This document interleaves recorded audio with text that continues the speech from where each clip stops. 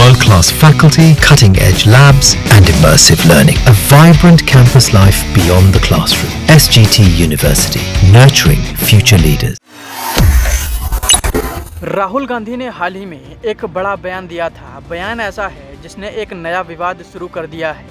राहुल गांधी ने अरुण जेटली पर एक बड़ा आरोप लगाया है। आरोप ऐसा है कि अरुण जेटली के बेटे ने भी इस मामले पर अपनी प्रतिक्रिया दी है। राहुल गांधी ने क्या बोला और अरुण जेटली के बेटे रोहन जेटली ने क्या कहा, चलिए आपको सब कुछ विस्तार में बताते हैं। वीडियो शुरू करने से पहले आपको बता दें कि फेक न्यूज़ के ज़माने में सतर्क रहिए और सही और सटीक खबरों को देखने के लिए आप अपने फ़ोन में दैनिक जागरण ऐप को इंस्टॉल कीजिए। यहाँ आपको सही और सटीक खबरें मिलेंगी। हाल ही में राहुल गांधी ने नई दिल्ली के विज्ञान भवन में राष्ट्रीय कानूनी सम्मेलन को संबोधित करते हुए अरुण जेटली का नाम लेकर कहा था कि कृषि कानून के खिलाफ जब वो प्रोटेस्ट कर रहे थे तब उन्हें धमकाने के लिए भाजपा ने अरुण जेटली को भेजा था।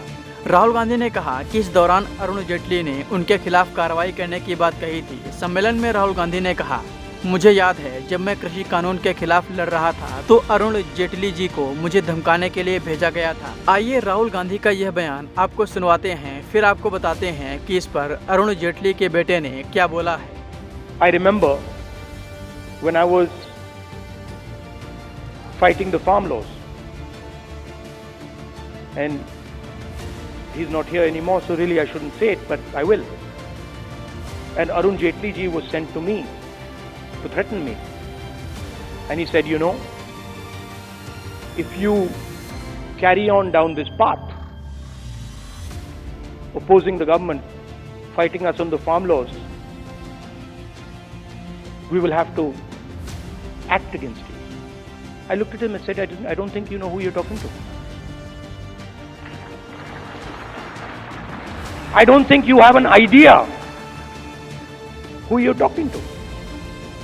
राहुल के इस बयान पर अरुण जेटली के बेटे रोहन जेटली ने सोशल मीडिया प्लेटफॉर्म एक्स पर ट्वीट कर कहा कि राहुल गांधी अब दावा कर रहे हैं कि मेरे दिवंगत पिता अरुण जेटली ने उन्हें कृषि कानून को लेकर धमकाया था। मैं उन्हें याद दिला दूं कि मेरे पिता का देहांत 2019 में हुआ था।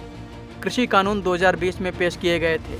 इससे महत्वपूर्ण बात यह है कि मेरे पिता का स्वभाव किसी को भी विरोधी विचार के लिए धमकाना नहीं था। वह एक कट्टर लोकतांत्रिक व्यक्ति थे और हमेशा आम सहमति बनाने में विश्वास रखते थे।